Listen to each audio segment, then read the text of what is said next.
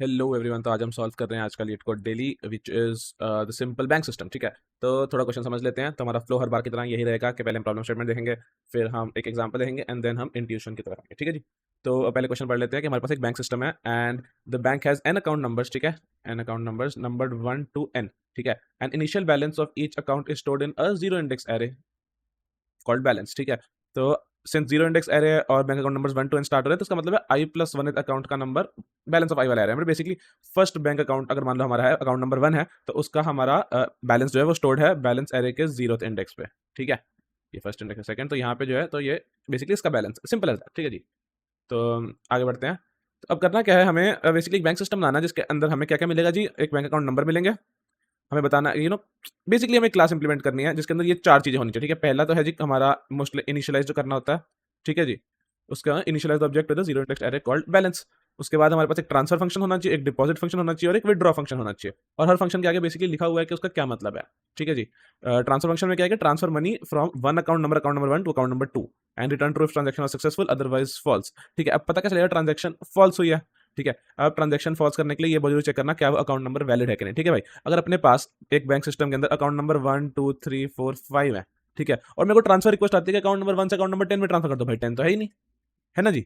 तो इसलिए हम पहले चेक करेंगे कि भाई अकाउंट नंबर सही भी है, अगर सही है तो ही हम ट्रांसफर करेंगे। और same same goes for deposit and withdraw. ठीक है जी। तो स्टार्ट करते हैं simply because I don't think there is a lot of complication in this question.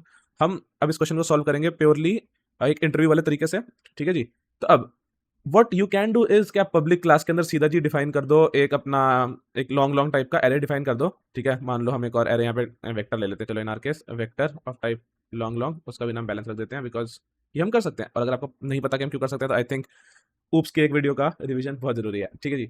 तो हाँ, तो यहाँ पे डिफाइन करते हैं। अब बट इससे बेटर क्या कर सकते हैं for an interview perspective, and I think आपका इंटरव्यू बहुत खुश होगा अगर आप rather than so public class में ही इंक्लूड करके we make a separate private part of this class, right.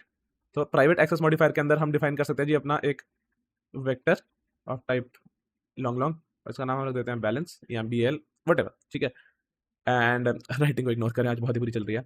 और सेकंड चीज हम यहाँ पे चेक कर सकते हैं क्या भाई हमारा जो ये अकाउंट नंबर है वो वैलिड भी है कि नहीं। ठीक है, मान लो मैं एक इज वैलिड नाम का एक फंक्शन बना देता हूँ बूल टाइप का। ठीक है जी, तो इसके अंदर क्या आएगा अकाउंट नंबर, और ये सिंपली ये चेक करेगा क्या वो अकाउंट नंबर वैलिड है कि नहीं। अब हमें पता कैसे चलेगा अकाउंट नंबर वैलिड है। भाई देखो, अब अगर अपने पास एक बैलेंस नाम का वेक्टर है, ठीक है, और हमारे पास अकाउंट नंबर आता है, तो हम क्या चेक करेंगे सिंपली कि भाई क्या वो अकाउंट नंबर जीरो से बड़ा है, एंड क्या वो अकाउंट नंबर जो इसका साइज है बैलेंस डॉट साइज से कम या बराबर है। ठीक है, बैलेंस डॉट साइज। ठीक है भाई लोग, सिंपली ये चेक करेंगे कि क्या वो अकाउंट नंबर हमारा जीरो से बड़ा है या क्या वो अकाउंट नंबर हमारे बैलेंस के साइज से कम या इक्वल टू है। ठीक है, अब मे भी एक सवाल आता है कि भाई इक्वल टू कैसे, कम होना चाहिए ना। अरे भाई, जब यहाँ पे ये चीज लिखी थी कि balance of each account is stored in zero indexed array where i+1 account का बैलेंस स्टोर है आई में। ठीक है, अब मान लो एग्जांपल लेते हैं, अपने पास एक अकाउंट नंबर है 1 2 3 4 और 5।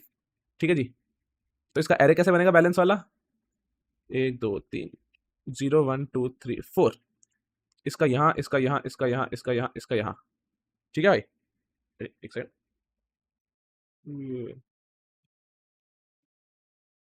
बेसिकली तो n-1 मतलब बेसिकली बैलेंस डॉट साइज के इक्वल टू क्यों है भाई, सिंपली बिकॉज वो i-1 के एरे पे बेसिकली मैप्ड है हर बैंक। ठीक है, आई होप इतना बात क्लियर है।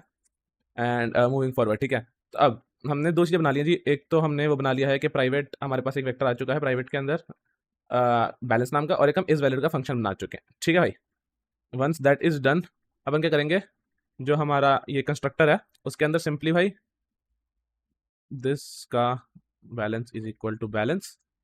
ठीक है भाई, जो बैलेंस वाला एरे यहाँ पे आया उसको हमने यहाँ डाल दिया, जो हमने प्रॉपर्टी डिफाइन करी थी हमारी क्लास की। ठीक है, अब ट्रांसफर वाले के अंदर हमने भाई क्या देखो, दो अकाउंट नंबर आने हैं, हमें बेसिकली अकाउंट 1 से अकाउंट 2 में ट्रांसफर करना है ये अमाउंट ऑफ मनी।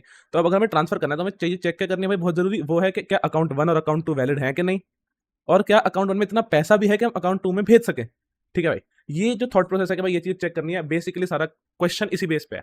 ठीक है, कि क्या वो चीजें वैलिड है या नहीं है, बहुत सिंपल क्वेश्चन है उस हिसाब से। हम चेक करेंगे क्या अकाउंट 1 वैलिड है भाई, क्या अकाउंट 2 वैलिड है, तो इस वैलिड वाला फंक्शन कॉल कर देंगे अकाउंट 1 के लिए, इज वैलिड अकाउंट 1, और सिमिलरली अकाउंट 2 के लिए। अगर ये दोनों ट्रू होते हैं तो बढ़िया है, अगर नहीं होते तो फॉल्स रिटर्न कर देंगे। ठीक है, उसका तो हम चेक करेंगे क्या अकाउंट 1 में इतना पैसा है कि हम अकाउंट 2 में ट्रांसफर कर सकें। वो कैसे चेक करेंगे भाई, सिंपली क्या balance of account 1 minus 1 is greater than money, greater than equal to money. अगर है भाई फिर तो ठीक है, फिर तो अपन ट्रांसफर कर सकते हैं। और ट्रांसफर करने के लिए क्या करेंगे भाई, simply balance of account number 1 minus 1 से हम ये पैसा माइनस कर देंगे, और ये जो अकाउंट नंबर 2 है ना, तो बैलेंस ऑफ अकाउंट 2 माइनस 1 से हम ये ऐड कर देंगे। ठीक है, बहुत सिंपल, बहुत सिंपल। अब अपन क्या करेंगे, अपन जाएंगे डिपॉजिट वाले पे। डिपॉजिट पे वंस अगेन अपन चेक करेंगे क्या अकाउंट वैलिड भी है, अगर हमने उसमें पैसा डालना है। अगर वैलिड नहीं है तो फॉल्स रिटर्न कर दो, वैलिड है तो पैसा डाल दो, और उसके अंदर बैलेंस ऑफ अकाउंट माइनस 1 के अंदर वो पैसा ऐड कर दो, और फिर ट्रू रिटर्न कर देंगे। ठीक है, विड्रॉ के केस में वंस अगेन बिल्कुल सेम चीज, चेक करेंगे अकाउंट वैलिड है। अगर अकाउंट वैलिड है तो बहुत बढ़िया, हम उसमें चेक करेंगे क्या उसमें इतना पैसा है कि बंदा विड्रॉ कर सके। अगर पैसा नहीं है तो फॉल्स रिटर्न कर दो, और अगर पैसा है तो बस balance of account number minus 1 से वो पैसा निकाल लो, सब्ट्रैक्ट कर लो उसमें से मनी, और ट्रू रिटर्न कर दो। देखा भाई, बिल्कुल सिंपल क्वेश्चन था। एक बार मैं आपको स्क्रीन पे कोड दिखा देता हूँ ताकि आप लोग बेसिकली देख सको। वैसे तो बहुत सिंपल कोड है, बट मैं स्टिल एक बार शेयर कर देता हूँ आप लोगों के साथ, और नीचे कमेंट सेक्शन में भी वो कोड शेयर कर दूंगा। ठीक है जी, तो ये रहा कोड, इसको हटा देते हैं, अरे इसको भी हटा देते हैं, और यहाँ पे कर देते हैं जी कोड पेस्ट। ठीक है जी, तो ये कोड है, जैसा कि हमने डिस्कस किया था कि हमने प्राइवेट एक्सेस मॉडिफायर डिफाइन किया, तो उस प्राइवेट प्रॉपर्टीज के अंदर हमने एक बैलेंस डाल दिया वेक्टर भाई, फिर इस वैलिड का फंक्शन बना लिया जो चेक करता है क्या अकाउंट नंबर ग्रेटर देन 0 है एंड क्या account number less than balance dot size है।